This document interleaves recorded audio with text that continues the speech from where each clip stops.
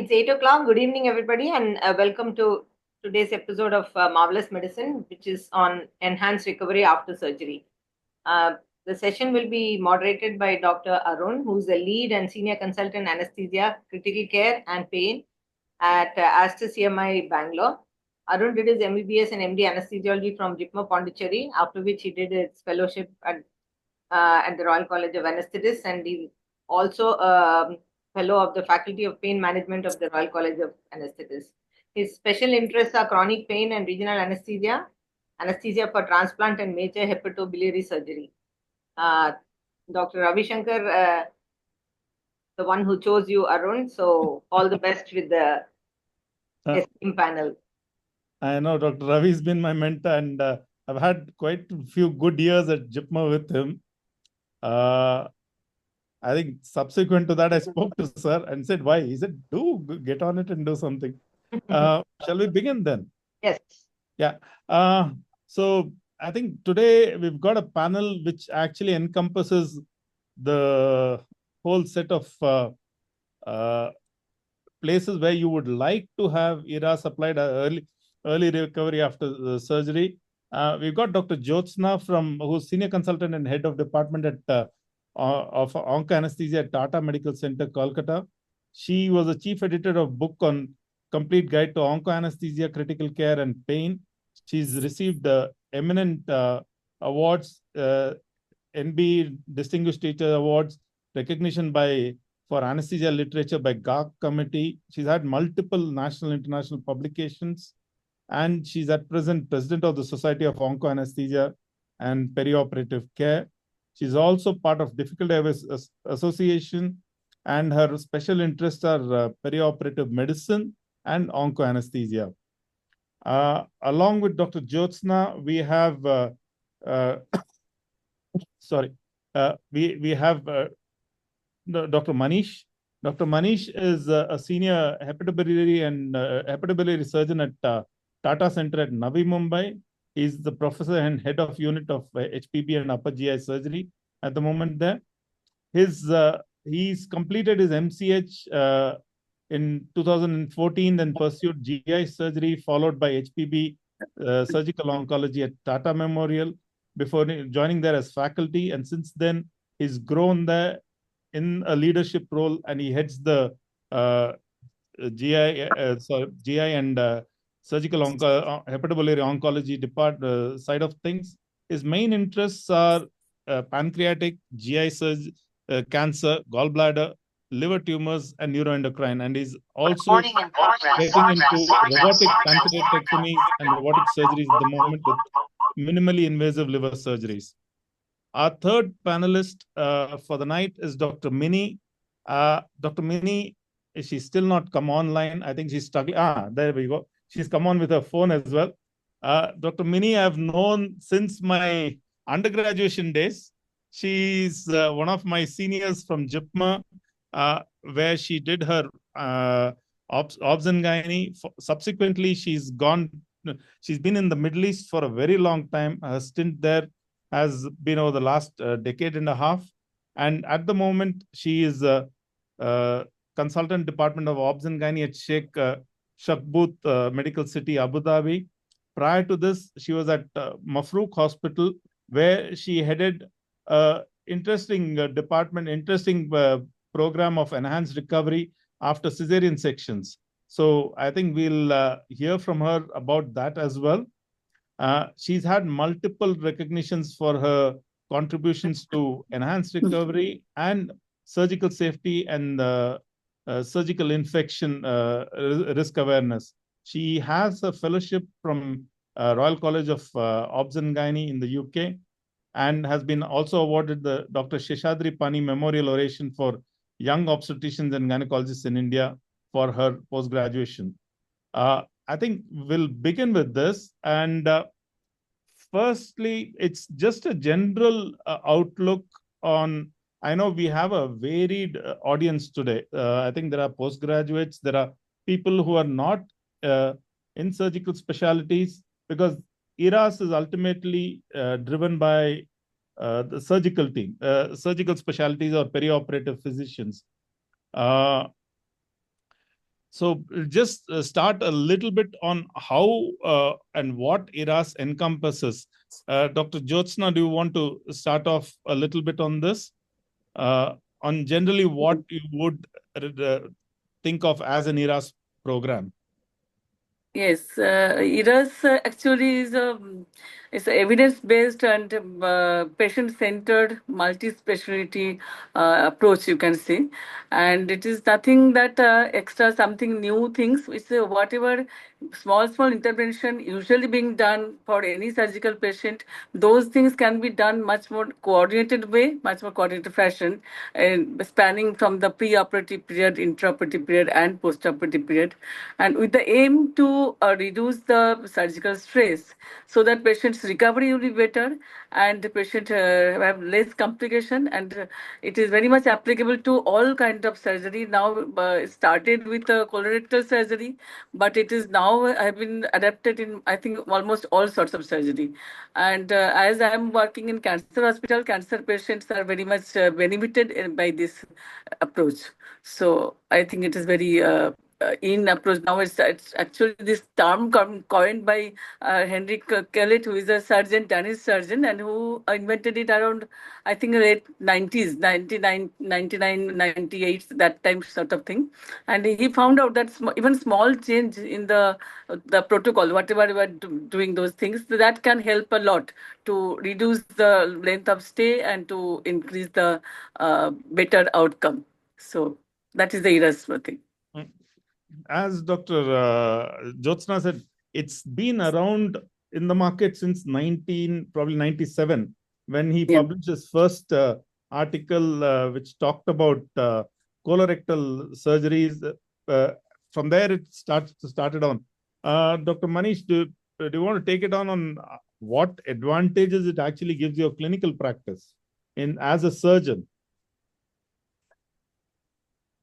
Hi, so good evening. And as Dr. Jyotsna rightly mentioned, that it's been described more than 30 years ago. Is there some echo? Sorry. I just give me a minute. Mini, you cannot have two devices on. So the minute you're, at least the audio you should remove in one device, because otherwise it's echoing. So the minute your mic is on, there'll be noise. You'll have to opt out of the audio of one of the meetings. Till then, I'll keep you muted. Sorry, Dr. Manish, please go ahead. Yeah, so it's there, it's described, and it is into practice since more than 30 years. But today we are still discussing whether ERAS is still important in India. And one of the prime reasons was we always thought that ERAS is not our thing. It is something Western. And because the Western medical care is so heavily insurance dominated, so the length of stays do matter a lot in Western population. So maybe ERAS is something which just reduces the length of stay by a couple of days, but otherwise there is no much difference. This was our thought process till the time since it has been described, but not until last decade, I would say, where it has really picked up, even in India. And it does has just the length of stay reduction is just one small component of the benefit that ERAS offers. There are so many other aspects, including the surgical complication rates, which significantly reduces if all the elements. I'm sure we will discuss the elements of ERAS going further. So just to brief, I would say that in all aspects, ERAS does have benefits in terms of patient recovery, and the length of the stay is just one aspect of it. Dr. Manish, continuing with that, when do you think you should actually start thinking of enrolling a patient onto ERAS, or at what stage do you think you should put them onto a protocol or onto a target there? So the thing is, all major surgeries, all patients should be enrolled into ERAS. And now the evidence is there for all subsites. It started with colorectal and more of GI surgeries. Now it is into HPB surgeries, thoracic surgery, head and neck surgery. Also, this is coming into the evidence wise, it is coming up in a bigger way, but it has always been useful. And the time that you see a patient in the clinic as a surgeon, that is the time where we should start thinking about enrolling into ERAS the moment that we know that a surgical intervention is going to be a treatment option for that patient. Right from there, so the first element becomes that the appropriate counseling of patients and making him understand what sort of surgery or what sort of treatment he's going to undergo, then assessing if there is any high risk feature for surgery. That means optimization of any of the comorbidities, which becomes a very, very important aspect. Sometimes you have to spend more than 2 weeks or 3 weeks just to optimize, say, for example, a chest condition, be it asthma or COPD, smoking cessation, diabetes control. Then in HPB surgeries, there are certain other aspects also that, including nutrition, if you have to optimize. All that comes under ERAS only because it's finally going to have an impact.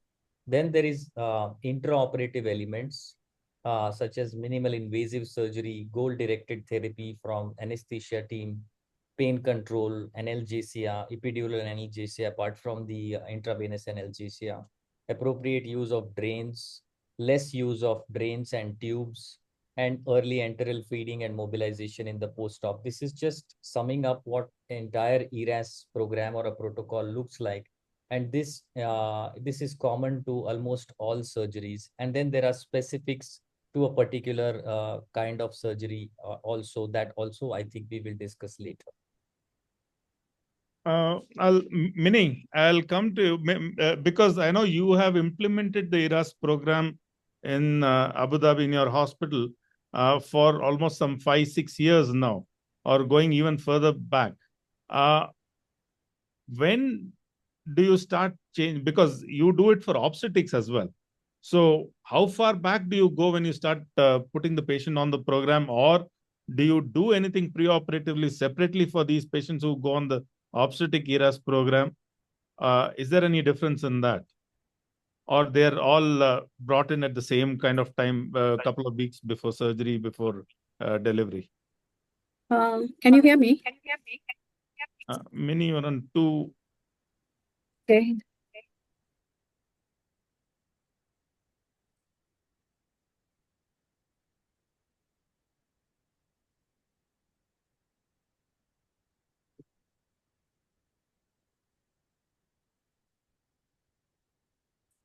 We can't hear you, Mini. Mini, you can just unmute your phone and go ahead. Just unmute on your phone. I've removed the other device. Mini, you need to unmute.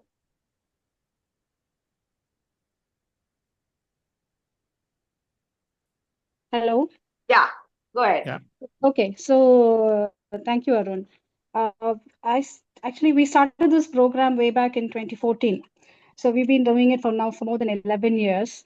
And it was very fortuitous that I started doing it. And it was introduced to me by an anesthetist and a nurse who came in from a midwife, actually, who came in from the UK. All patients in our hospital are onto this program because this is our standard of care.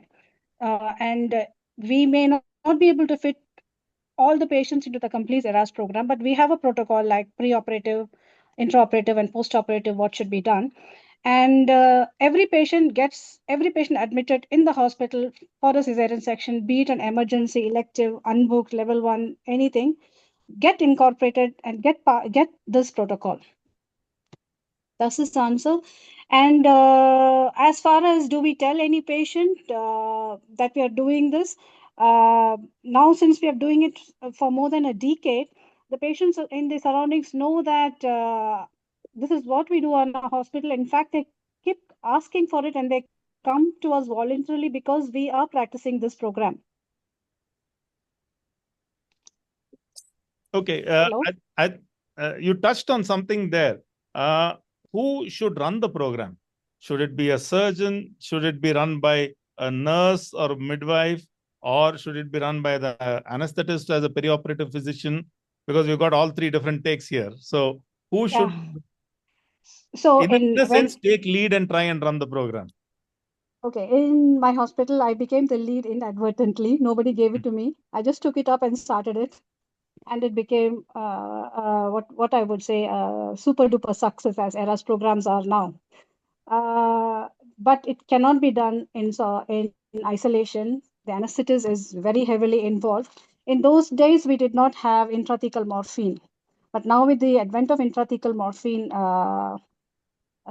it's a shared program actually. Whatever the anesthetist does his or her bit intraoperatively, we talk about it preoperatively, and then we run the program postoperatively. But all in all, it's a teamwork. No one can take. Okay, no one can take glory there. But Yeah. as you said, you have a slightly different. I'll come to Dr. Jyotsna because having the difficulty in India is whether there are nurses who will be able to do the pre-operative things, whether they'll be up to actually talking to the patients and sorting it out. Because I know in the Middle East, you will have a protocol and the nurse herself will run it. Dr. Jyotsna, any challenges there? Yes. Yeah, actually, we try to practice not for all the components probably, but most of the components we try to practice in our hospital.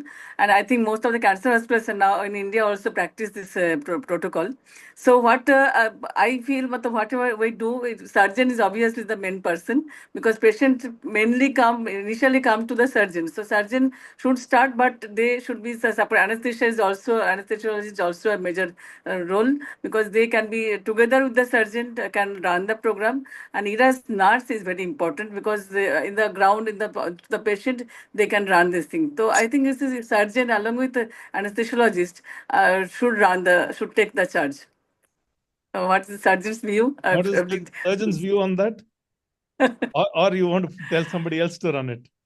No. So my take is that the reality is that surgeons are always, keen and ready to operate the next day. They don't want Correct. to. We need somebody to stop us. Hmm. And I think what Dr. Vandana has also joined here, she would be the right person to tell us because she's the one who has started the ERAS program for us in GI surgery at Tata Memorial almost 10 years ago now. And the challenges, etc., the questions will be very much pertinent to her. Of course, we play a supportive role in terms of cooperating and understanding from the anesthesia team as to what are the requirements. But for us, it is run by the anesthetist. And if Dr. Vandana, if I can ask Dr. Vandana to add here, is that okay?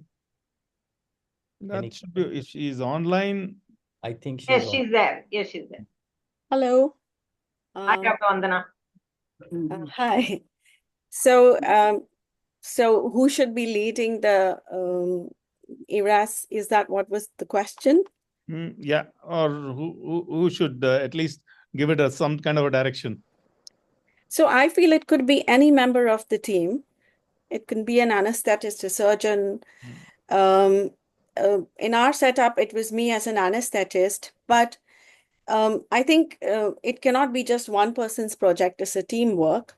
But however, one person must lead or should be the champion because they need to have an overall perspective of what's going on, where the compliance is lagging behind. So one person needs to be the champion who can steer the entire team, is my take on that. Okay.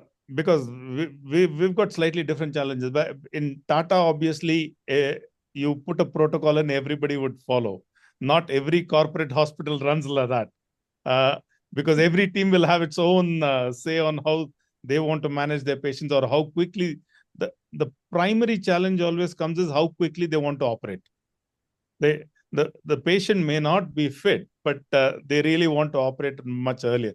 Whereas I would say, yes, probably you guys might be lucky that you might be able to push your surgeons back a little bit. In terms Actually, in our hospital, whenever patient comes to the surgeon decides to get the operation surgery to be done.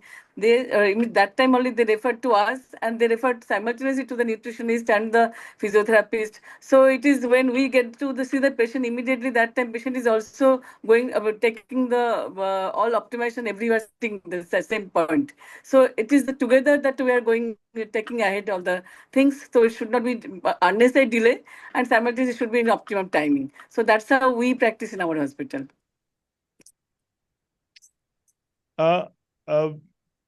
Dr. Jyotsna, which components in terms of application do you think are applied really well in present day practice in India? In India?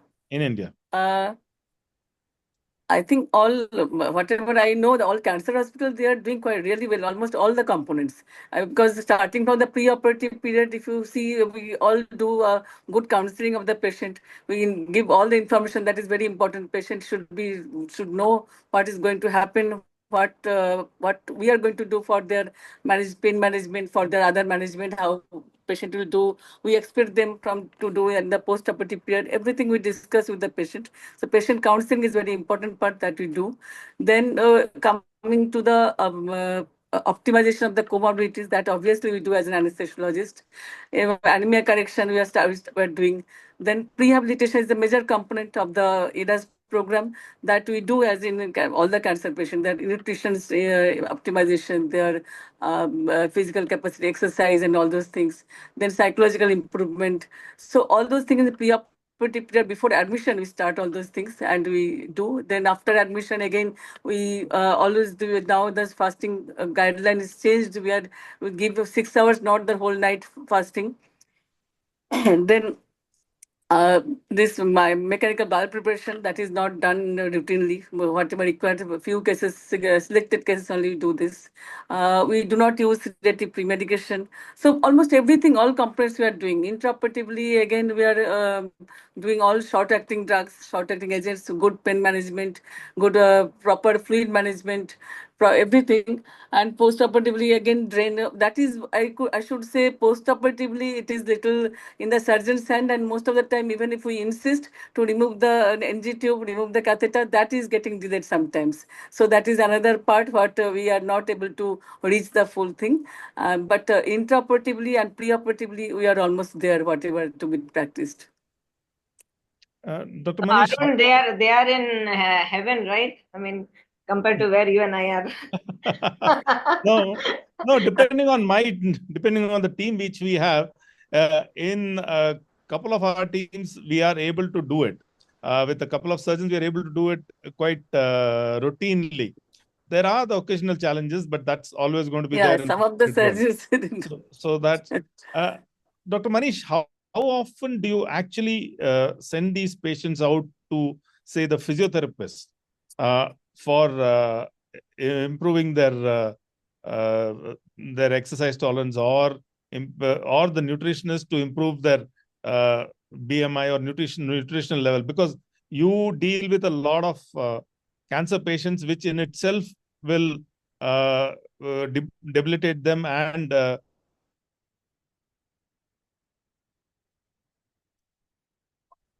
so how often do you do it, and how successful are you in actually improving? Yeah, so the nutritionist and the physiotherapy, both these Manish? Hello, can you hear me? Yeah, it was a bit slow. Yeah, no. Now is it better? Yeah, better. Okay, so nutritionist and physiotherapy reference, as we give it to the patients, that happens in all patients. So whether there is any nutritional compromise or not, the patient will definitely go and see the nutritionist so as to understand if their diet is appropriate and what they have to add or change before surgery. And the physiotherapy part is also important before surgery, because they are taught very well as to how they have to have the physiotherapy post-surgery and start some of the exercises beforehand as well. So all patients, it's important part of the ERAS program that all patients undergo both these evaluations and OPD consultations. Do your patients tend to get things like protein drinks regularly prior to surgery? Because some of them do, ours does, as some of our teams do it. They give them. In yours? In ours also, yes, the nutritionists do recommend to take these protein powders mixed with either milk or water, and most of them have it as a supplement, because the protein intake is usually low in these patients. So to optimize that, most of them do get that. And it's easy. Some patients don't tolerate it also. That's also a reality. And the moment that happens, we discourage to use that, at least in the pre-operative period. Post-operatively, majority of the patients do get some supplements. Many your patients, you see them almost for 9 months before. Yeah. So, Yes. so how intense is their involvement in terms of either the physio or the nutritionist? Um, it's part of a protocol, Arun, actually, that they see the dietitian, and we don't do anything preoperatively other than optimization of the hemoglobin. Many of the patients just walk in, they don't come in, they're not booked patients for us. They just come in and labor and deliver with us. So even such patients are accepted into the program. I mean, it's a standard. We don't, all patients are accepted. So they get physiotherapy the next day. They get visit with the dietitian or the nutritionist the next day. It's part of the protocol. Okay. So It's most of very them accepting. Patients are very Oh. happy. So most of them end up being post rather than pre. Post rather than pre. But now the patients, we have multiple patients, the same patients. We do 6, 7, 8 cesarean sections. So the patients are part of our protocol. They know it, and everybody knows it. By word of mouth, it is spread. So many patients come asking, actually, they want to be on the enhanced recovery program without telling the name. They say, this is what we expect. We want to go home on day 1, day 2. So this is, I think that they understand what it means. How often do you correct the anemia, especially pregnant patients? Every patient we try, we give ferric carboxymaltose preoperatively for most patients here. In fact, being in the Middle East, we would expect that all the hemoglobin is usually above 13, but the average hemoglobin here is about 9 to 10, sometimes 11. So doing the ferritin, we correct the ferric carboxymaltose to appropriate levels and then manage it. Minimize as much as possible Dr. for the Manish, patients preoperatively, yeah. Dr. Manish, you give intravenous with this thing, iron, ferric maltose? Yes. So again, it depends on if the hemoglobin levels are above 8, but less than the acceptable range, then yes, that protocol that is set here is that above 8, we correct it by IV iron. And if it is under 8, we would correct it preferably by using packed cells. If the surgery is going to be sooner, or if we have time, then we can correct it by IV as well as oral iron combination. The reason I ask iron specifically and anemia is, I think it was a big thing. A lot of places were doing it, like say for oncology, Marsden was promoting it. But a couple of years back, Royal Marsden themselves came out and said that it actually did not make that big a difference in terms of their outcomes. So that, yeah, Dr. Vandana wants to say something on that. Yeah, so the study which happened, which was published by the UK group, was negative, the PREVENT trial. But there were a lot of inherent flaws in the trial. And if you listen to Dr. Toby Richards, who was a surgeon on this trial, and he said if there is absolute iron deficiency anemia, it must be corrected. So all these patients who are anemic, like our target is under 12, they need to be corrected. So 50% of our patients are anemic, and a good number of them do get IV iron. But so we do iron studies, and if there is absolute iron deficiency anemia, it should be corrected. Yeah, because that study did come out, and they counted themselves. They actually counted themselves, literally saying that it may not be benefiting to that same extent as they expected. But if you see, there's a whole society on perioperative anemia management, the NATA, and it is being now promoted that you could give as early as even 1 day before surgery, soon after surgery, depending upon the blood loss, and even at discharge. Yeah. Dr. Jyotsna, at Calcutta, do you practice giving IV iron? Yes, we give IV iron when there's less time in this thing. We give IV iron, and that's what the same trial they mentioned that there is not much change in outcome, but they definitely mentioned there is this less use of blood transfusion. That they mentioned it. So, and we also have seen this the blood transfusion comes down quite a bit. So we give routinely for we do the iron studies, and depending on the iron deficiency, absolute iron deficiency, we give iron IV iron therapy. in the Indian context, what is your target hemoglobin for some of these patients? Because our patients come in with hemoglobin less than their target, and they survive without that only. So what would you think an Indian target should be? We actually take up to 9 also. When up to 8, 9, we can take the patient. Even if some problem, until has some other cardiac problem or anything, then we target about 10. But otherwise, even 8, 9 also we take the patient for surgery. No, in terms of trying to correct it? Correct it after giving 9, we accept the patient, but those patients we give the iron therapy in post-operative period. Dr. Vandana, you had something to add? So we've taken a cut of 12, though if you read the literature on anemia, they say 13 for everybody, irrespective of gender. So when we started we started doing anemia correction sometime in 2019. And we felt, it was collectively felt that 13 will be a big number suddenly to correct. So we had a modest target of 12. Currently, it is still 12, but we are willing to accept 13 now. So you do So try we and haven't correct it changed up to, our, sorry? you try and correct it up to 13. No, I don't think so. It is in our hands to correct it up to 13. So if they are, so currently we are 12. We did discuss about 13, but we haven't yet changed our protocol. So if they are under 12, we do take measures to correct anemia by IV iron, irrespective of gender. Okay. So just to add one thing, in this correction phase, basically the attempt is to correct, but even if we don't achieve the correction, we still proceed. That is what you meant, right, Dr. Vandana? Yeah. So I was trying to get that only till where would you, when would you still proceed with operating on them? No. So we don't, we don't even delay surgery because of that. It is just that the marrow is loaded with iron and that stimulates erythropoiesis. Not all patients you will see a rise. Some patients you will definitely see a big rise. Those are the ones with absolute iron deficiency anemia.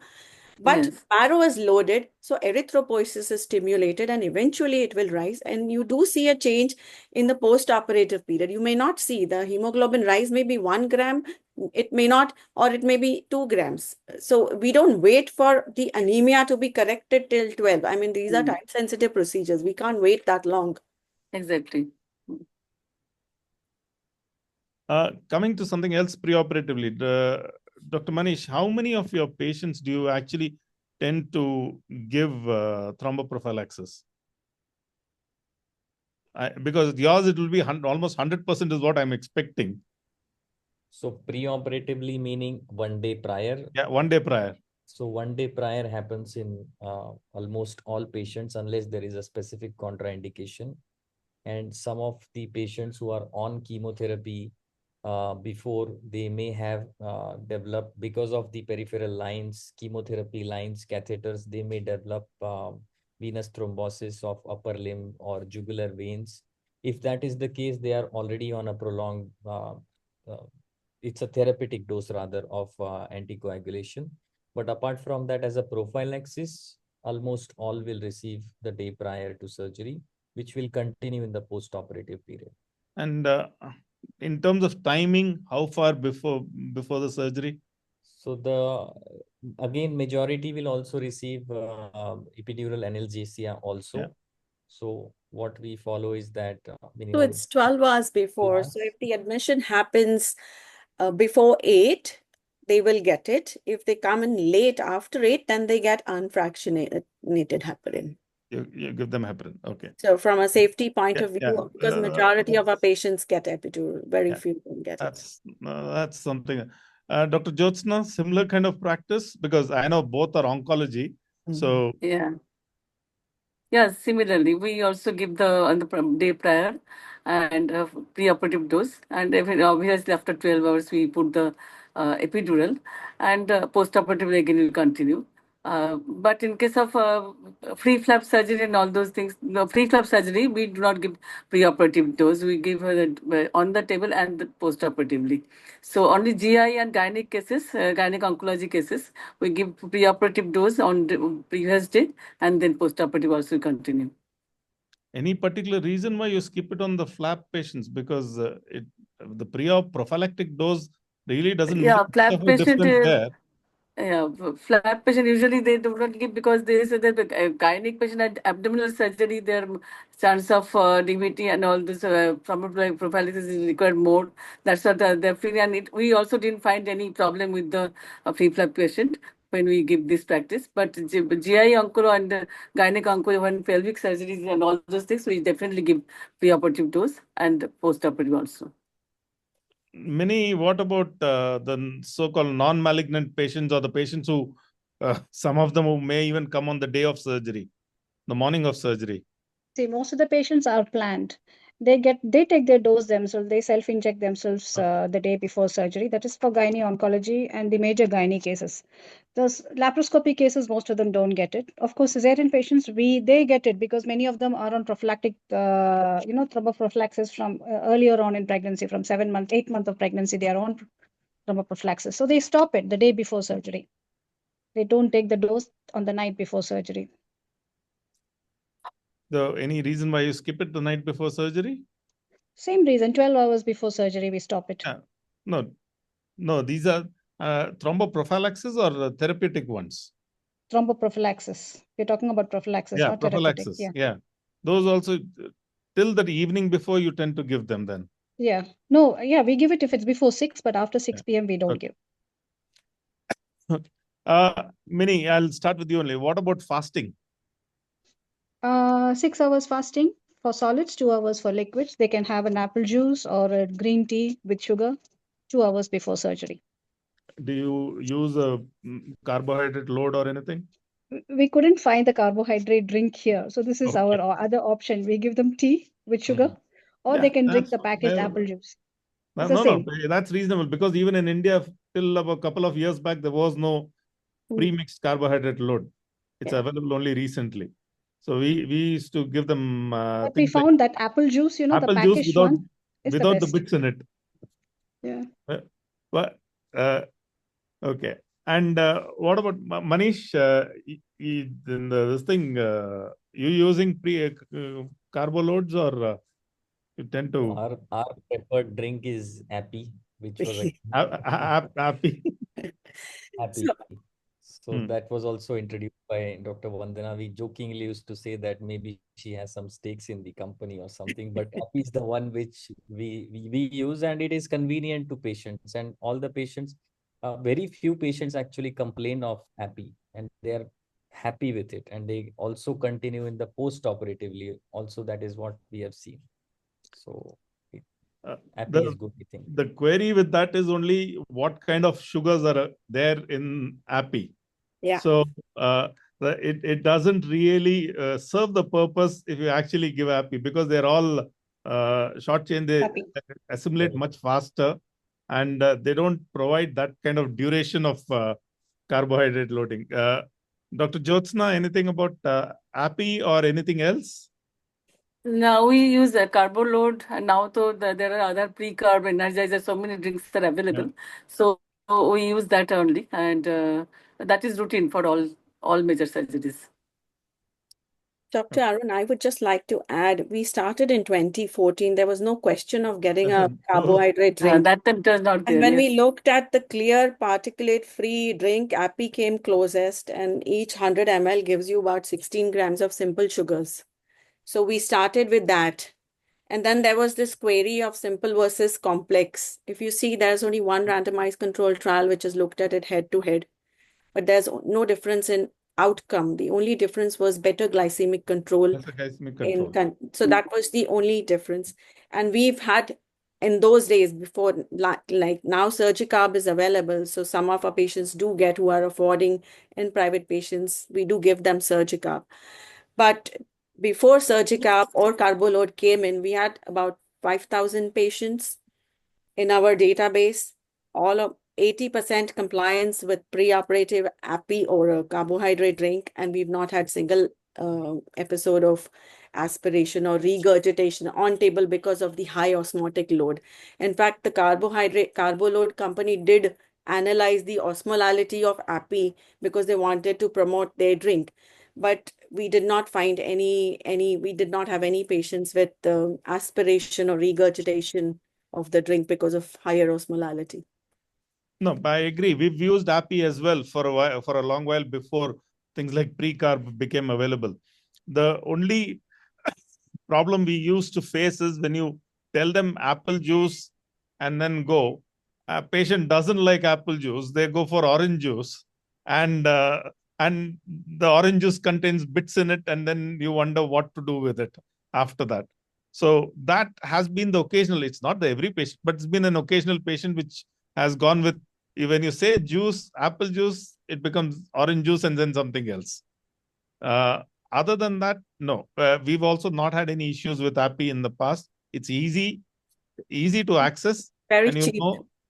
cheap and easy to access for most of the patients. Would you give API at night and 2 hours prior, or you would just skip the night and then give 2 hours prior? We give it the night before as well, and as well as in the morning before 6:30. So Dr. Jyotsna? Same, the previous night and the morning 2 hours before. And in terms of drinking clear water in between, from then onwards? So our clear instruction is nil by mouth for solids after midnight. Patient can drink as much water as they want if in the middle of the night. They take their drink before 6:30, and if they need water at that time, it's fine, but nothing after 6:30 a.m. These are, now this is where it becomes interesting administrative. These are your first cases of the day. So I did face challenge when we started for my second cases, because there the fasting used to be very prolonged, because sometimes they would come at 1 o'clock, 2 o'clock, sometimes even later. So what we did, we tried to circumvent this by empowering our nurse. So the nurse was instructed to, find out from the theater anesthetist when is the next patient likely to come up, and she would then prescribe orders. She would write orders for giving API or water depending upon the diabetics. We played safe in patients who were diabetics, and she would write on their order sheet, and every order sheet has my name by order of Dr. Vandana. API has to be given at 11 o'clock. And that has really helped us. Mini, what in terms of your patients who are in labor? If they are in labor, most of them are on epidural. So, and they take clear liquids, clear soups. They don't take food once they are in labor, like after 3 centimeters of 3 to 4 centimeters of dilatation. We try to keep them well hydrated. But soups, plenty of you're juices. saying clear soups? Clear soup, yeah. Clear soups. Without solids. Till what dilatation would you actually let them keep taking it? No, we don't know who's going to deliver normally and who's going to have a C-section, isn't it? So they take. So and if they become a level 1 cesarean section, the anesthetist does it all. No. Takes the risk. Take the risk and then do But it. we have about a 98%, 96 to 98%, of course, spinal.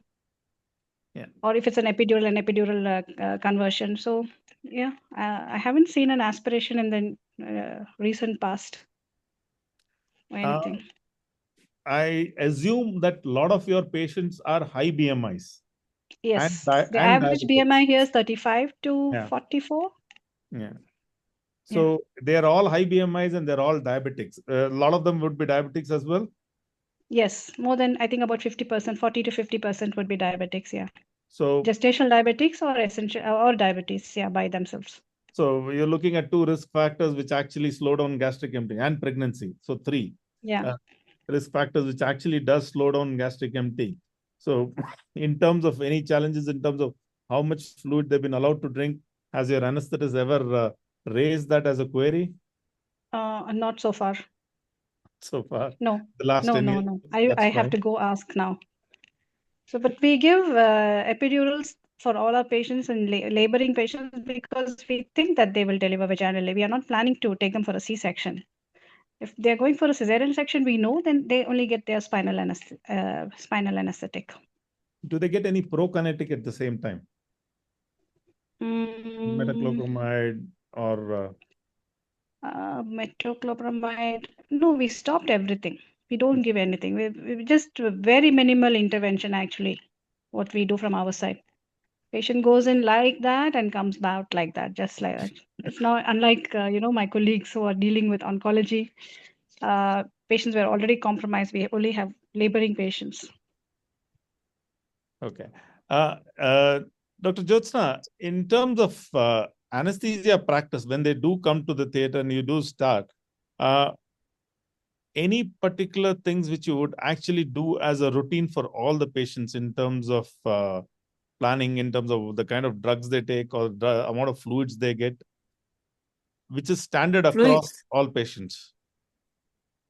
Fluids, when the patient comes to the theater, that time, Yeah.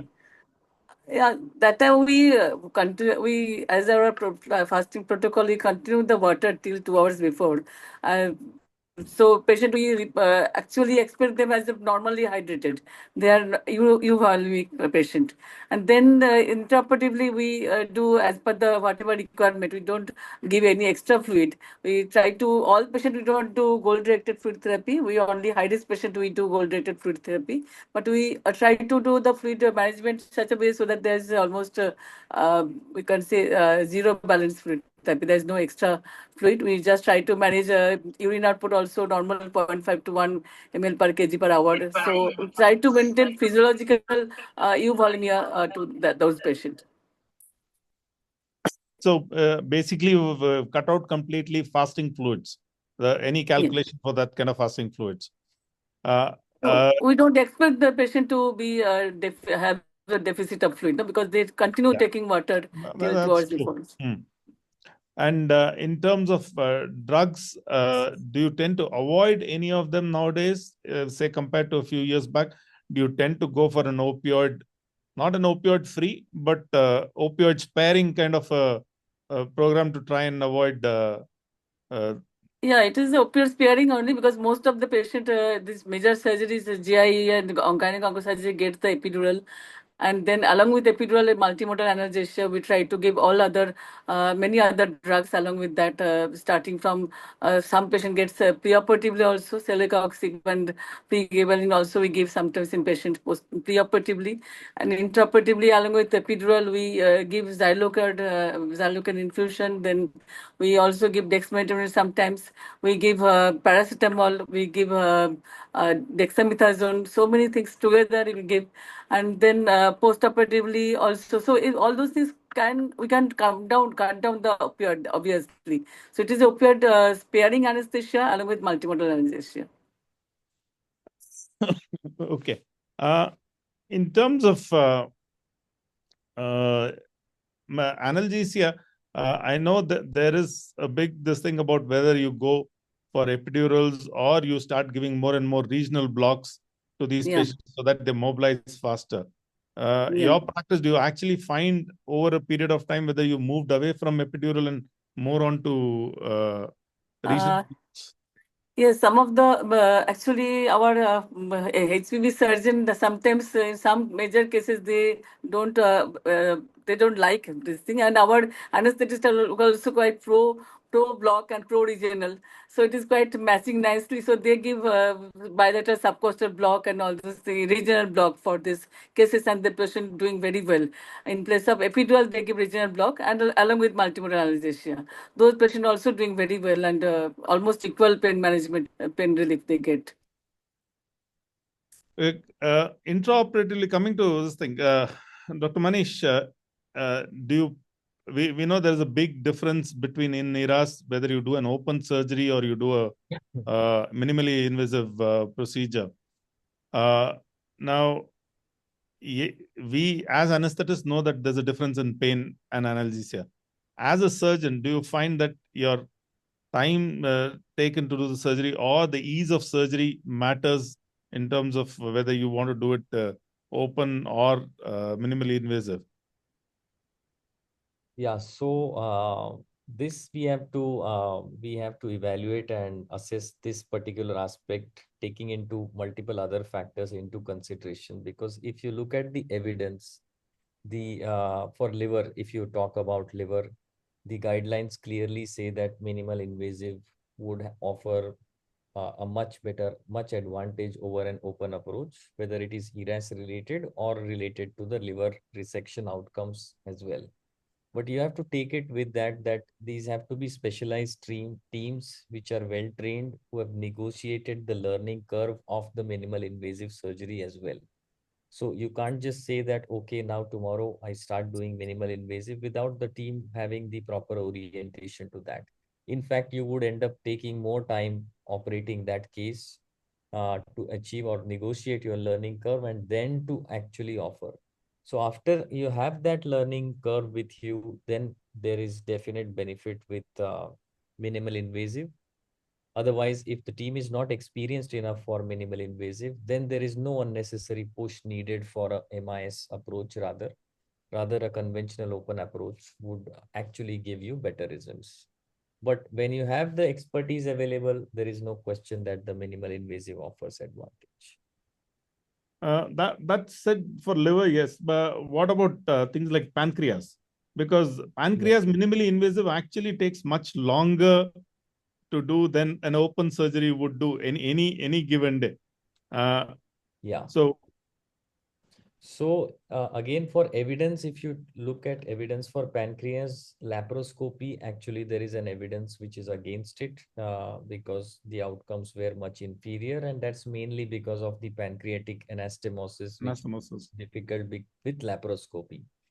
But with robotic, although the time taken is definitely longer, but the tissue handling, trauma, inflammation, the SIRS component, all that reduces. We have not analyzed the data as yet, but clinically we have seen those advantages, and that definitely leads to an better outcome. So a robotic approach, again, after a well-trained team and system, is going to be beneficial for pancreas. Many, what about gynae? Gynae lap and minimal invasive is actually the way to go, isn't it? Yeah, so here we get both the laparoscopic as well as robotic surgeries are being done. I am not in the robotic program, so I have not much idea, but I know how the laparoscopy is done. We give the preparation is as same, almost same like for the cesarean section. You tell them very minimally what is going to happen, except when they're going for the deep infiltrating endometriosis, which requires extensive counseling. That is done along with a colorectal surgeon. The second thing is during the laparoscopy aspect of what we do as surgeons, we give all the blocks. If you're doing a hysterectomy, we give a paracervical block before doing then we give the tap block as well as we give the erector sheath blocks. And intraoperative management is being done by the anesthetist. And after that, post-operatively, we manage. Early ambulation, the catheter is usually removed except for major surgeries immediately at the end of the surgery. Let's say it's a minor surgery like a cystectomy or something like that. We remove the catheter at the end of the surgery. Patient is made to ambulate within 2 to 3 hours post-op. They can take drinks 2 hours later and hopefully have food the same day. We try to discharge them the same day, but here in the culture, they don't want to get discharged the same day. They prefer to stay overnight even for minor surgeries. But they're actually well ambulant and they pass flatus, open their bowel, everything, but say the same day usually. No, this same day discharge is a challenge in a lot of places. For us, I think the same day discharge challenge is more because of insurance reasons rather than just the patient reasons. Because most insurances do not cover for daycare surgery for anything bigger than a cataract or a small minor thing. So that's where the struggle is to discharge those patients. This is for simpler things like hernia or lap colis. You struggle to discharge them. In terms of preference, again, has gynae oncology moved over at least to more in minimally invasive rather than the open, your traditional open surgeries? Yeah, so we have two gynae oncology surgeons actually here, and one prefers minimally invasive and robotic, the other one prefers open. Yeah, so there's a difference, but both of them have equally good outcomes finally, except of course the open patients definitely return back to normal much more slowly. Dr. Manish, you want to add anything on the time difference to which it takes in terms of mobilizing these patients after an open surgery to what happens after a lap or robotic. Yeah, so that bit is definitely better with, even if, as you mentioned rightly, that the time taken is longer with minimal invasive when it comes to pancreas, or also when it comes to liver, when depending on the surgeon's learning curve, where which point in learning curve the surgical team is. But that operative length, which is more, doesn't have a negative impact in the post-operative recovery. In fact, that is still enhanced. So the laparoscopy or robotic patients would definitely ambulate much earlier as against, and also the upper, most of these incisions, if they are by open, are going to be upper abdominal, subcostal, or a long midline incision, which will again have impact on the post-operative breathing, the lower lobe, atelectasis, etc. So all those also potentially reduce when a minimal invasive approach is used.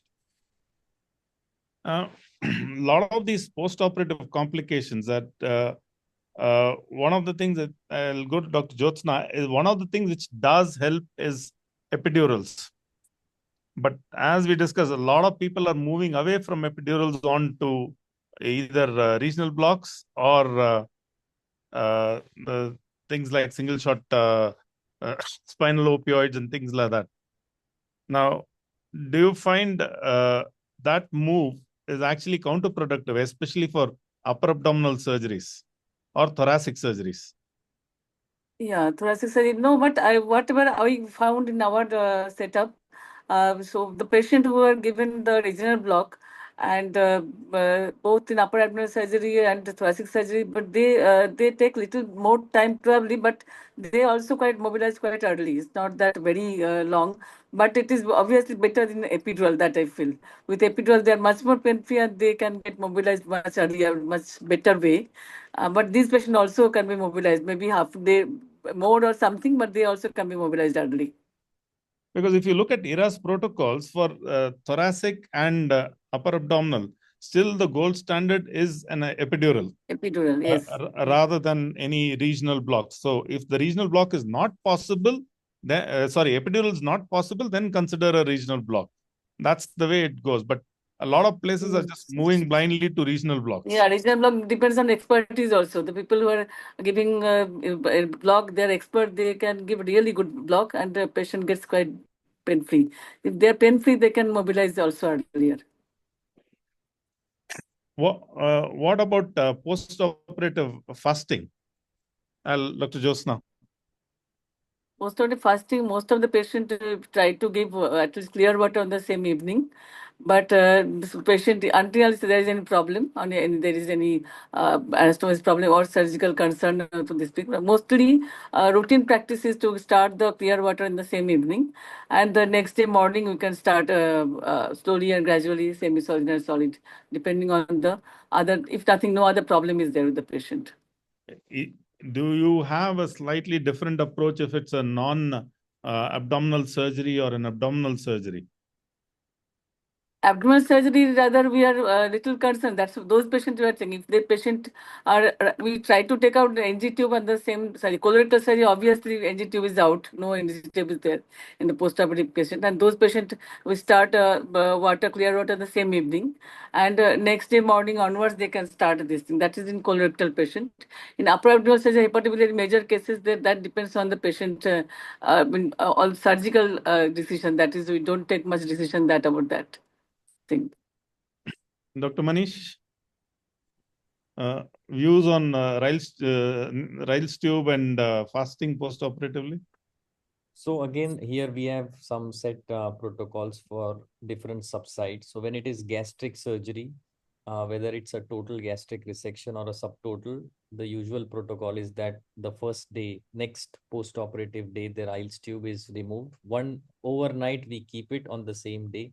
Although some guidelines also say that you can remove it on table as well, but we tend to keep it in the next day, remove it and starts on clear liquids. Next day is liquid diet and by third day is soft diet. This is a set protocol for gastric resections. Unless there is some issue with the patient, then we delay it. For Whipple patient, there is a a good amount of concern of delayed gastric emptying in about close to 15 to 20% of patients. So we retain the Riles tube for one extra day. And if the Riles tube output is not high, then we take it out on the second post-operative day. And then again start on liquids, and as per the tolerance or acceptance, we add the liquid and a semi-solid diet to them. For liver patients, of course, we encourage as early as possible, right from the first day itself.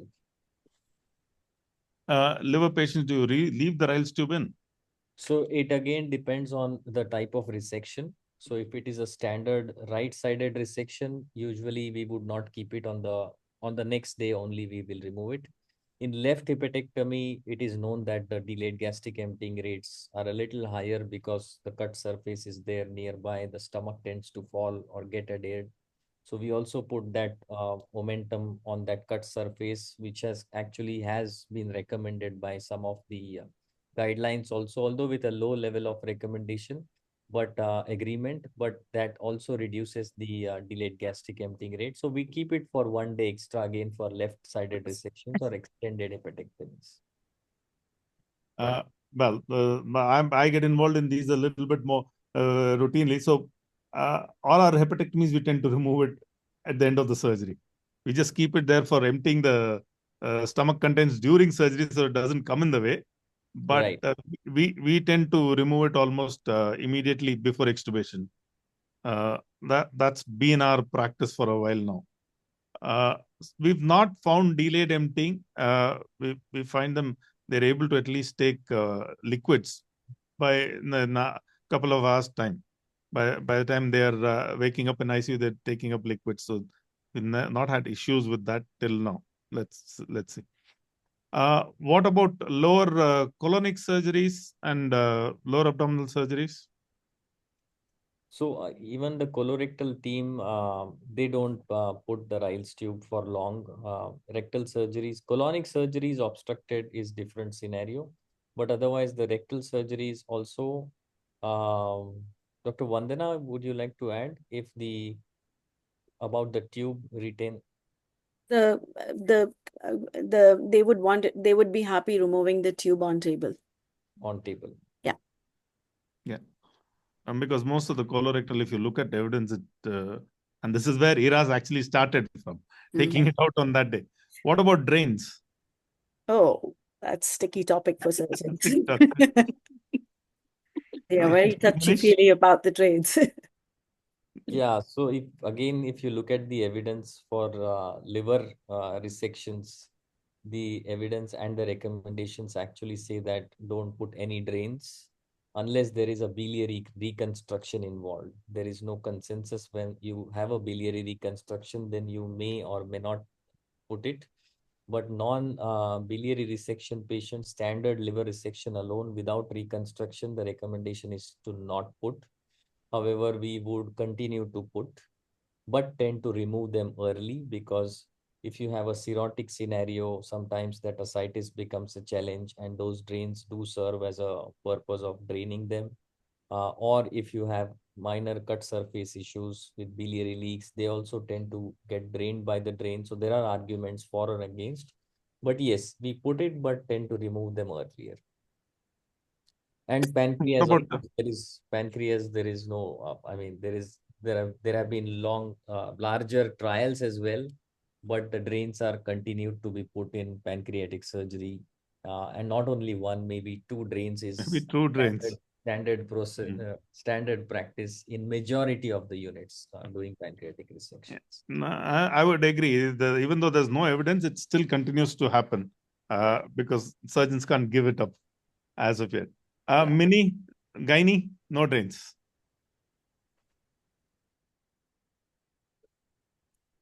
Mini? No, I think her screen's frozen. No drains. Not at all. Very, very rarely. Of a tube or very or something like very rarely. Even then, as much as possible. How soon do you feed them post cesarean section? Orals. They're all done under, most of them are spinal epidurals. How soon? Get the question. I didn't get Most of your cesarean sections mostly are under spinal. spinals. Yeah. How soon do you feed them? Yeah, spinal anesthesia. Oh, we tell them to have a biryani 2 hours later. Biryani, not even something semi-solid. Biryani, 2 hours, not even water. Biryani 2 hours later. Believe me, when I first started it, I never believed. But now I'm such a strong advocate. Eat what you like. 2 hours. We just give 2 hours post-op, and then they can eat what they like. But of course, they have this bloating sensation post-operatively. We give them Cymaticon, and after they get the analgesics. But nothing. They can eat 2 hours. Only 2 hours. Because you just you raised something when you said anesthetists have started using spinal morphine. Yeah, intrathecal morphine. Intrathecal morphine. Now intrathecal morphine is known to cause a reasonable amount of nausea in patients.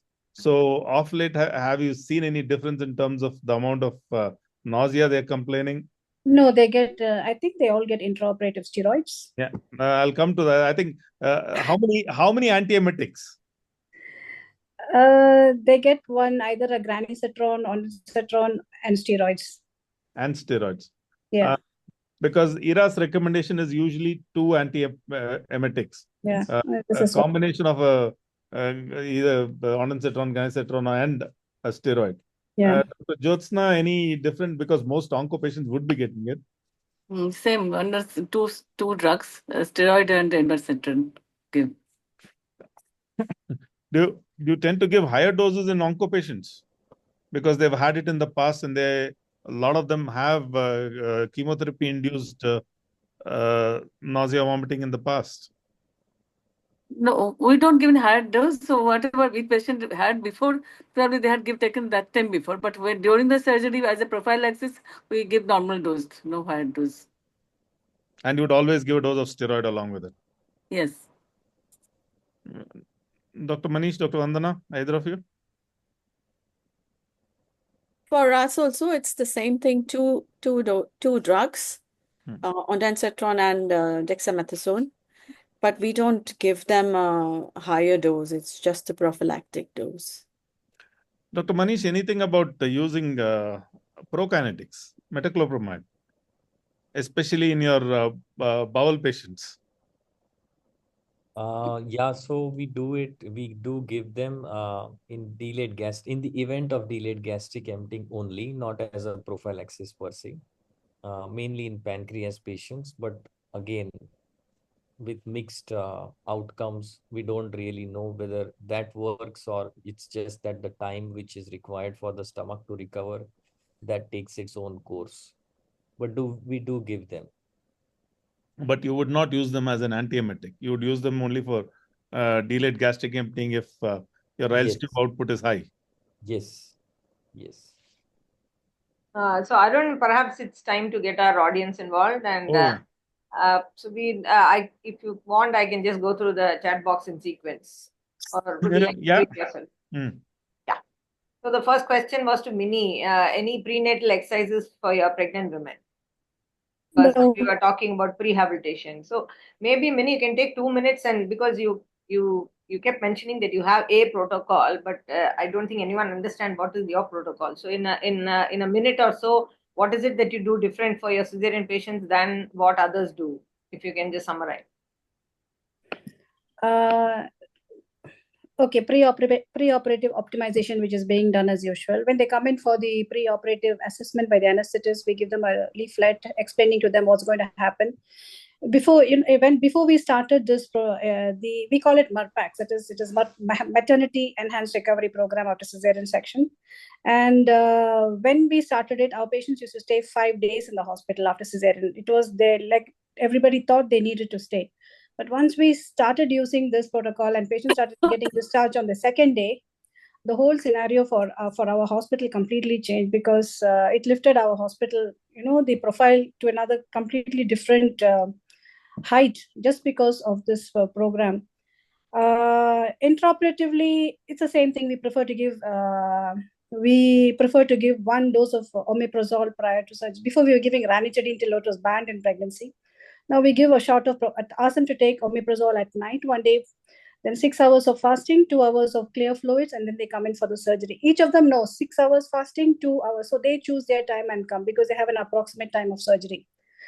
Once they come in, then they're taken over by the anesthetist. We don't give them, mostly, some of our anesthetists get very upset because we don't offer preloading, and exact fluid replacement is made during the surgery. Like if they has a blood loss of 200 or 300 ml, this is what they actually give. The only difference I would say is of course, we place a lot of emphasis on the way the surgery is done. It should be done very delicately, with least interference. Like, the way it is done, it's slightly different. I think that we do it very delicately. And then the block, we give the ileoinguinal block. Now, this block is given by the surgeon. So, before it was used to be given by the anesthetist. It should be an ultrasound procedure requiring 20 minutes at the end of surgery. But we just takes 1 minute on each side and we are done. And they also, of course, now we have started using intrathecal morphine, but intrathecal morphine kicks off 2 hours after the surgery is done. So but they also get fentanyl along with their spinal. So they have immediate block plus delayed block. The only problem we find with intrathecal morphine is the pruritus. It is very, very high. The patients keep itching all over for the next 1 day. Postoperatively, we give them only oral analgesics, just some paracetamol and NSAID, which is mostly diclofenac, oxycodone or tramadol. And then on day 2, the next day, they stop the tramadol. Most patients don't like tramadol because they have vomiting. They stop it and they're ready to go. Many patients, especially the physicians and our healthcare workers, they prefer to go home the same day, the next day after cesarean section. They very rarely come back for a post-op checkup. They come back 1 month later, actually, for the checkup. Yeah. Right. Okay, Mini. So, Dr. Venkatesh, who's actually a nephrologist, has asked this pertinent question. Of course, we were telling about 6 hours solid, 2 hours liquid. So the question is, does starving duration vary with the he's put it as duration, but I'd say type of surgery planned. So, Dr. Manish and Dr. Vandana, does the fasting thing change if it's a gastric surgery versus a colonic surgery, or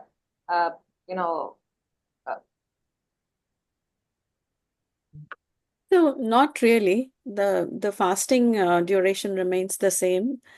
Only if it's a stomach which is an obstructive stomach, then you would not want to give them, a carbo load or anything. And they invariably will have a Ryle's tube which will be on free drain. So then only exception would be, I would say, an obstructed stomach or a gastric outlet obstruction.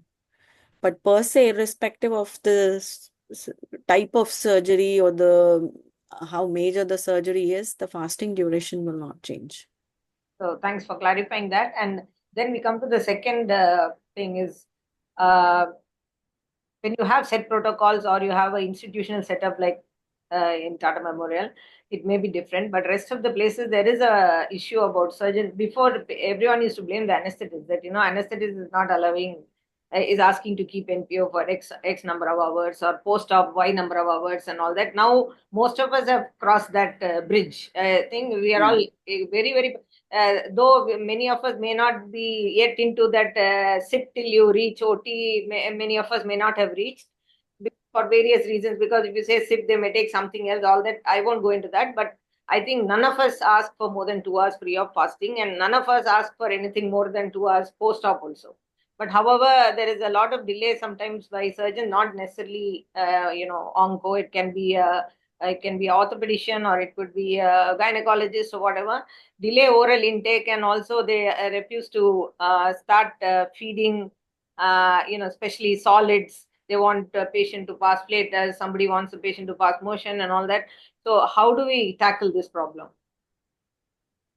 We know, Venkatesh, I understand that you also know, and we also agree that it's not right. But how do we handle this? Any thoughts, Arun? Because you are dealing with multidisciplinary, unlike the other panelists who are only doing onco or in a No, as you say, it does become a challenge. So what has been suggested to all our surgeons is, as standard, every patient gets pre-carb till 6 in the morning, NPO from midnight, free water after that, and pre-carb at 6. Now, subsequent to that is when the problem starts, when you have the first case going into OT, and then how long does it take for the first case to get over, and when will the second case come? So, unfortunately, we're not able to do pre-carb regularly.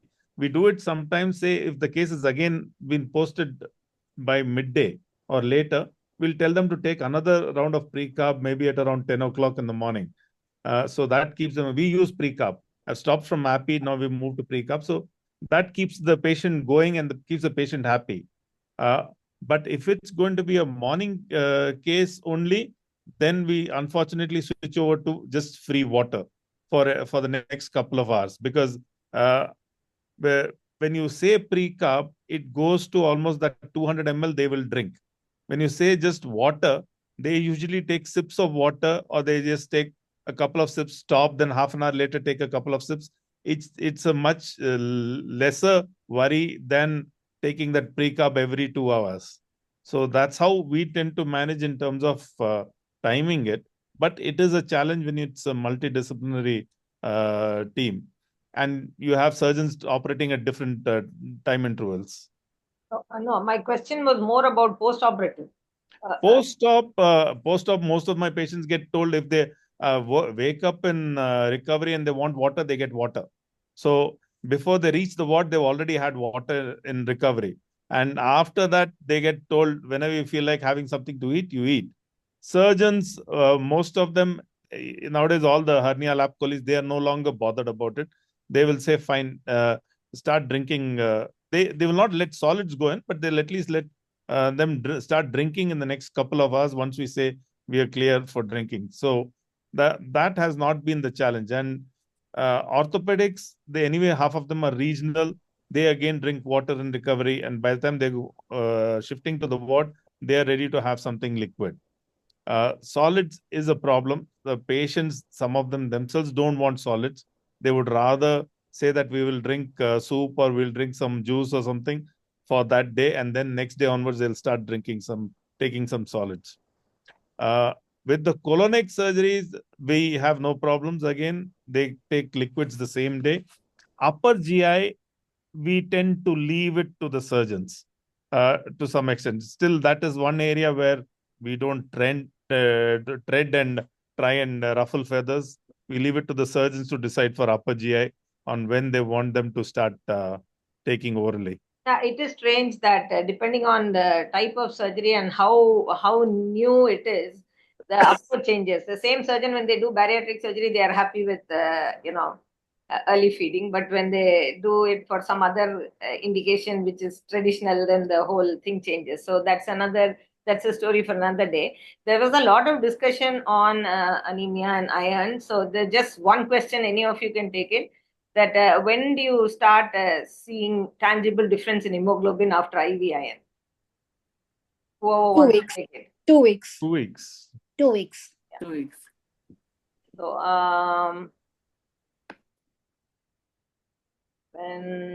okay, so this is again another question on iron. Does pre-op iron loading increase risk of post-op infection? Does anyone have some evidence to support or debunk this? So there was a concern with iron and infection, especially if you gave it in patients who were sick or had a septic focus. But there are studies coming up which are kind of saying that this is not the case. It's because iron is considered as a very rich growth medium for the bacteria. That was the concern, but the recent study has kind of negated this. So we don't need to bother about increasing the chance of post-operative infection just because you've given IV iron pre-op. Yeah. So again, Dr. Venkatesh again, he says that as a nephrologist, he prefers a restrictive approach, but some anesthetists insist. So there is a problem with both, for want of a better word, knowledge gap, and also old habits can die hard. But I can assure you, Dr. Venkatesh, that most anesthetists now prefer, restrictive or normal fluid, and almost none of us are loading. Like Minnie says, we don't even do for even for cesarean, we just put in the line and get the patient in, put the spinal, and give the fluid. We are no longer giving 1 liter fluid before giving a spinal or whatever. So almost all of us have moved into a relatively restrictive approach, and more and more of our patients are high risk, and so in those cases we may do some advanced monitoring, and we'll have definitely specific targets where we should have a very good reason to load somebody with fluid these days. So okay, this question about the carbohydrate loading and API and all that is again a long story. So quickly, Arun, if you can explain this, why not simple rice kanji with sugar and with less rice and more dilute water? You can even add salt. And can you give diabetics carbohydrate preloading? These two questions, if you can just quickly answer. Okay, the standard of care by all associations is solids, semi-solids, solid minimum of 6 hours of gap. So a rice kanji with whatever amount of water you give will still be considered as a solid. It will not. A non-clear liquid. It will be a non-clear. It will be a solid liquid. So even the associations, like if you add even milk to coffee or tea, it's considered 6 hours is the required fasting time for that. So any kind of rice kanji or coconut water with particulate matter in it, all that will be considered as high risk for aspiration. And so you would not give them for at least 6 hours. So things like API, which is clear. Basically, the definition of something clear is that you should be able to read a newspaper through that fluid. So anything like that, yes, is acceptable, whether it's black coffee, black tea, or API and things like that. And with regards to diabetic patients, the jury is still out. A lot of people would still give them to all controlled diabetics. Diabetics who have got decent glycemic controls, I think you can still go ahead and give your carbohydrate loading. It doesn't really change the picture. It rather improves things because diabetics are prone for delayed gastric emptying. They have problems with going into ketosis. So controlled diabetics, yes, you would rather give them a pre-carb loading, which is actually absolutely safe. Uncontrolled diabetics is where the problem lies on how you deal with them, because even those patients even otherwise will end up on putting on some fluids or putting them on a sliding scale insulin and those kind of things. So uncontrolled diabetics, there is no real evidence which way it should go. But controlled diabetics, there is no reason why not to give a carbohydrate load. Actually, it will help things rather than make things worse. So, Shiv, if you're still there, Amrita has a question that though the guidelines say you can give black tea or black coffee, she wants to know if it's safe. I presume you have reasonable experience on that. So would you like to clear up about pre-op black tea and black coffee? It's allowed. It's allowed. Even I mean this it is considered as clear fluid. Yeah. But like Arun has already said that if you mix even little bit of milk in it, it becomes a solid. Shiv, we live in India. 6 hours. So that's why it's not a good idea. We live in India. There is no nothing you can't have without sugar and without milk. So that is the worry. Yeah, so green tea is catching up in India now. So maybe green tea you can actually have as much as you like. Yeah, so a little bit. I mean, I know you're passionate about blogs, and there's a lot of back and forth about epidural versus blogs, and we do have walking epidural even in labor, right? So Shiv, in upper abdominal surgery, it's a simple procedure with almost everyone is used to doing, and the ward people are used to a continuous infusion versus continuous infusion of bilateral tap or bilateral subcostal. So what is your take on that? Do you still feel that epidural is out when it comes to thoracic or upper abdominal surgery? In our cardiac center, I think is one of the biggest ones we actually have. They have moved away from epidurals. In our cancer, the Royal Liverpool Hospital where I work, it's mostly now cancer hospital, which is actually associated with Clatterbridge Cancer Center. And in there, we have moved out completely from epidurals. But that may also be related to the fact that now most surgeries are done laparoscopically or robotic. So and the surgery, even for that matter, there is actually a move towards rectus sheath catheters. So even patients who are having rooftop incision for big pancreatic surgeries, they tend to put in catheters. We actually recently, this is just last week, we had the presentation of audit of the pain management in pancreatic surgery cases over last, I think, 4 or 5 years. And very interestingly, the use of intrathecal opioids made no difference in the outcomes. What was interesting was to see that use of clonidine intraoperatively actually improves the quality of analgesia. Use of non-steroidals improve the quality of analgesia, which I think people do actually, in the upper GI surgeries and on those kind of surgeries, abdominal surgery, people tend to avoid. But there it is actually seen that these were two simple things which do actually make a lot of difference in the analgesic thing. So, in brief, if it is an open surgery, epidurals probably are still used by some. But other problem is happening is a de-skilling in UK. I think a lot of our trainees have not actually done or seen an epidural being done now. Ah, that's a good thing. Like Dr. Manish also said, just diving into minimally invasive surgery when people are not trained to do it is not going to give any benefit. So similarly, somebody who's not properly trained in blocks, Yeah. trying to get away from epidural, that's not going to help. So we have to know what kind of team we are working with, and then that's how. And Mini, this patient satisfaction is one of the big experience. So how are you Yeah. still justifying Mini, booking? she only got the articles about inguinal nerve block from me. This is 2014. I very well remember she asking, "Oh, can you provide?" She didn't tell me that what she wanted to do with it. So I she's done provide a lot. because that She's time I done a was lot with teaching. it. Yeah, So yeah, people were teaching. I would have actually asked her. I mean, if I didn't know, I would have said, "Well, your fennel cyst incision is so small, and then you give me ilioinguinal blocks. How are you doing that?" They're beautiful. It Yeah, works wonderfully. yeah, And absolutely. so initially, as I told you, we didn't have anything. It was one Yeah, anesthetist who sort of told me where to give the block, just mm, by, it was just by sheer fortune, I would say. 2 centimeters medial, 2 centimeters inferior, and I gave and it succeeded. yeah, And then the patient walked and her yeah, family got absolutely surprised. Even I was surprised. It was my first experience when she walked 6 hours after surgery, yeah, straight. And in yeah, fact, many patients used to come and say, "Doctor, our team, the yeah, patients in your hospital walk straight, whereas yeah, patients in the other cesarean who have cesarean sections in other hospitals, they walk like a coma." In fact, she yeah, said coma, yeah. because they walk crouched up.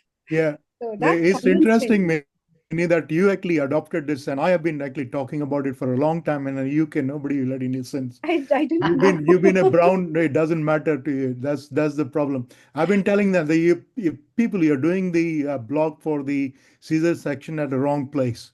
If you do a tab block, it is bound to fail in almost 30 to 50% of patients.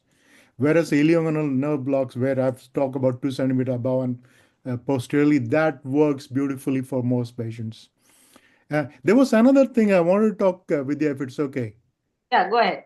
Yeah. So the University College of London, they have actually done quite a lot of work on ERAS. And they have something called low-lying fruits. So basically, what can be achieved for all kind of patients? And they have something called, it's called dreaming. Okay. Dreaming has not been in La La Land. It's simple. It says DR is for drinking, so allowing them to drink early. Okay. Then E is for eating, so allowing drinking and eating, and M is mobilizing. Somebody asked about then the epidurals. So that's one of the things. If you cannot ambulate the patient early because they got epidural, so it's not just that the patient has got epidural, they don't get good analgesia, but they are stuck to the bed because it need to have an infusion pump. Okay. And especially if you're using, and even though I say that you can have walking epidurals, but there is actually a risk of fall is still there. And if somebody falls with an epidural, that is considered a critical incident. So you don't want that happening. Even with lowest concentration of 0.125%, there is cordyceps weakness is actually seen. So epidural, that's why it's not a good idea.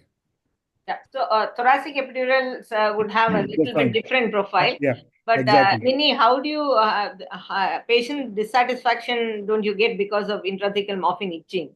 They are happy with everything else, but if they have itching, the whole patient experience will go down the drain, right? So how do you handle that? So initially, the anesthetists have written a protocol. These are the antihistamines you give, and we give it. Initially, we used to call them because to show them that these patients have itching. Finally, after I think 2-3 months, anesthetists just gave up. They wrote the protocol and said, follow this. So we give antihistamines and they're okay. But the patients do struggle for at least 24 hours, many of them. So Can I make a have you suggestion, done a head-to-head to see if you don't give morphine, what happens? If you avoid. Minnie, can I actually suggest something? Yeah, tell me.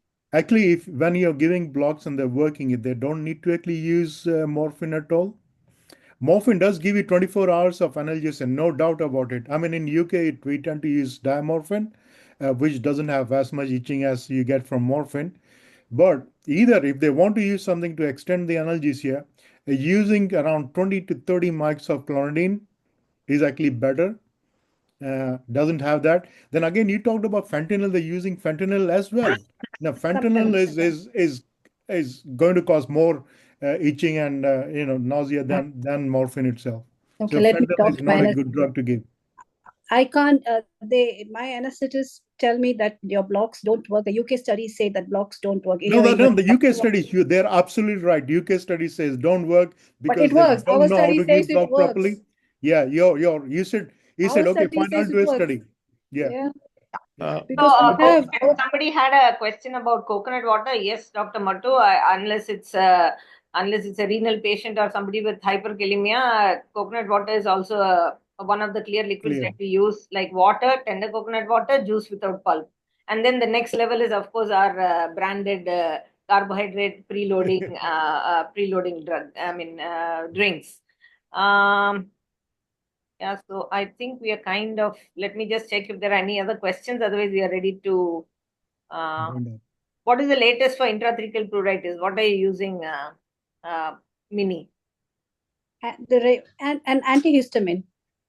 Any antihistaminic which is available, IV or IM. That's it. Even oral.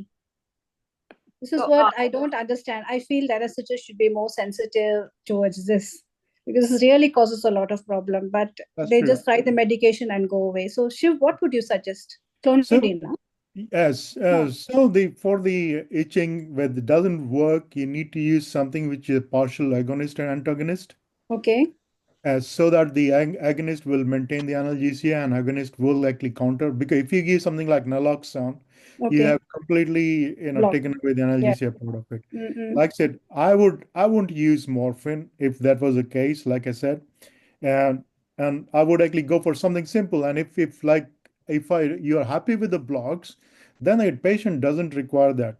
But actually, asking for the answer to is actually using a combined agonist and antagonist kind of a opioid for treating that. It seems to work. This was actually recently discussed in one of the our meetings, so that's why actually I remember. So, what is the drug that you would suggest? We don't actually have agonist antagonist here, but in India they have. Arun will know. Arun, what drugs do you have? Those which has got the opioid agonist as well as antagonist effect? No, you've got partial agonists which are like buprenorphine, but I would not use it. I'm still a little bit old. There are only two drugs which are approved for intrathecal use, which is morphine and fentanyl and diamorphine, which we don't have access to. No, Arun, we're not talking about that. Arun, we're not talking about intrathecal use. We're talking about the patient has had morphine intrathecal, and then develops severe itching. What are you going to use IV to treat? Well, so then that the treatment is considered to be a opioid with agonist and antagonist effect, because the antagonist one is actually takes away the effect of itching. No, agonist antagonist will be a naltrexone. But that's it. Naltrexone, again, access to naltrexone is What will work mini and which we've used regularly is slightly higher doses of ondansetron. Okay. How much? Uh, uh, you just double the dose, 8 or 16. We don't give any antiemetic post-op because they've Yeah, already no, given steroids. so ondansetron does seem to have worked for itching for a lot of our patients. Okay. I'm not a big fan of morphine purely because of the itching. Yeah. But we have used it on the occasional orthopedic patients where we do give it. We've used this thing. The other thing, I just want to go back a little bit, Shiv, regarding epidurals. Yeah. I know in UK, trainees no longer know how to give an epidural. Literally, they Yeah, don't know yeah. the True. thoracic Agree. epidural. They're not. Agree. But I think even now, the thoracic epidural has a huge role to play, and Yeah. in terms of analgesia, because what we don't realize in India is we use the thoracic epidural well. If we give single shot blocks or even blocks with the catheter, we don't have the right kind of catheters for those blocks. Yeah. Second thing is single shot you get away because next day you put them on oxycodone. We That's don't right. have oxycodone. Yeah. So you end up going to what? Instead of oxycodone, it's either tramadol, which produces significant nausea, vomiting, or morphine, which has a significant bowel issue. So in You're circumstances, I would rather go back and say that the epidural actually works much better for these patients rather than abandoning the epidural. And No, I agree with that. Like I said, if you look at the ERAS protocol and whatever it is, they have said that for open surgeries, thoracic epidural is still a gold standard. That's it. Yeah. Yeah, but what's happening is because now they are going more and more robotic and laparoscopic with minimally invasive surgery, which is actually one of the goals of ERAS is that you should do minimally invasive surgery to reduce the pain. Yeah, in those cases, then epidural becomes a overkill. One. Second thing, what we actually had seen in patients with pancreatic surgeries, patients who had epidurals, was that these patients actually had worse outcomes because they were requiring huge amount of fluids to maintain their blood pressure, and that was causing a problem in these cases. And when the epidural came out, they found that that was what was going on. It was actually better outcome. And again, if you look at the pain difference between patients who had epidural and didn't have epidural, there wasn't much difference in the outcomes. Yeah, this is talking about open cases. No, but that's what your access to things like oxycodone is there. That makes a difference, which makes a big difference compared to our lack of access to oxycodone. Absolutely. Yeah. So you need to get it from US. The US is flooded with oxycodone.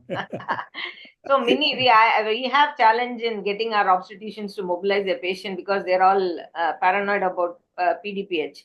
So I think since at least definitely I can't remember last year, but as of the past 3 months, we had one patient who had a PDPH, and so what is your incidence of PDPH when you're mobilizing the patient's immediate post-op?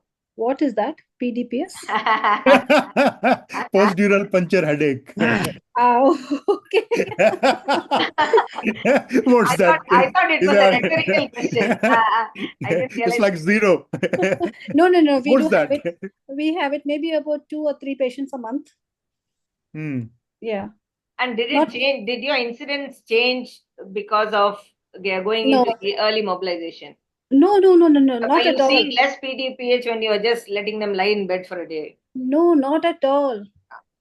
Nothing. They start walking 6 hours. We remove catheter. You have to go pass urine on your own. You have to look after it. They don't even have IV fluids after surgery. Once you're in the recovery, no IV. Only the line is kept because just in case they have a PPH later. No IV fluids immediately. From cesarean, post-cesarean section, there's no IV fluids. You drink on your own. You manage yourself on your own, literally. And so if they walk and then they get a headache, then of course we call the anesthetist and then they manage the headache. It is anesthetist headache. They caused it. To manage it. Yeah. So we are really out of time. So I'll do a quick round. Closing comments, Dr. Manish. Closing comments, I think nothing but there were questions or discussions how to implement, and who causes more interruptions, maybe surgeons not compliant, maybe anesthetists driving it. It's ultimately the team effort. And I think when the surgeons know the benefits of early enteral feeding in particular, but because that is the place where there is most of the times problem, I think everybody will be compliant. And every hospital should have these dedicated ERAS teams, including nursing team, including nutritionist and physiotherapist. And once that program kinds of sets going, the system sets in place, then it is easier to implement. The initial part is always difficult. So, and the advantages are immense the way we have seen it over the last 10 years. So it is a must in today's time and era to implement an ERAS program in all surgical teams. Your closing comments, Dr. Jyotsna. So ERAS is a very useful program actually. It's as I said, it's a multidisciplinary program, so it needs a good teamwork, and obviously good teamwork among the surgeon, anesthesiologist, and the nursing staff, physiotherapist, then nutritionist. So many stakeholders are there, so everybody should work in as a good team, and then it can be implemented easily. And also you need the support of the administration. So all this together, if they work together, they can really implement a good program, and that will be really beneficial for the patient. I think it will be beneficial for all patients, including cancer patient, of course, but all patients it will be very much beneficial. So, Arun, your take on today. No, I think a lot has been said. Now it's almost now 1997, and we're still struggling to implement it. That says a lot actually in terms of trying to get the teams together to accept the challenge and then get these patients on an ERAS protocol. What we also need to be careful about is how we implement it in our scenarios. We probably need to look at it closely and implement whatever is possible. As Shiv was talking about the low-hanging fruit, I think if you're not doing it, start using the concept of low-hanging fruit and then pick and choose which we can implement quickly. And they will show differences. Like in my hospital, it was simple. The carbo load and the preoperative fluid was the lowest hanging fruit, which the surgeons were ready to accept because that was a stopping thing which the anesthetist will cry about. Anesthetist will say, I want fasting, I want fasting. So the anesthetist turned around and said, no, you let them drink water till 2 hours before. I don't mind. And in a corporate hospital, all that happens is the patients and patients' relatives stop complaining, saying that I've been fasting overnight. Nobody's looking after me and my surgery is getting delayed. So that goes out. The surgeon's also happy. They let you carry on with pushing in your agenda and slowly implementing it in place. So you'll have to just find a way of doing it. And I think this works for us. So we're managing it to push each agenda one by one into the system. And now it reasonably is working well in most specialities. Yeah. So today's thing would be, catchphrase, if you want to take for today after ERAS, would be dream, which anyone and everyone can implement from tomorrow. So Keep dreaming. yeah. So, yeah. Vidya, once there's nothing like patient satisfaction to turn around the surgeon. Yeah. If the patient says, I am happy, and tells the next patient, didn't you get the same happiness? It's all done.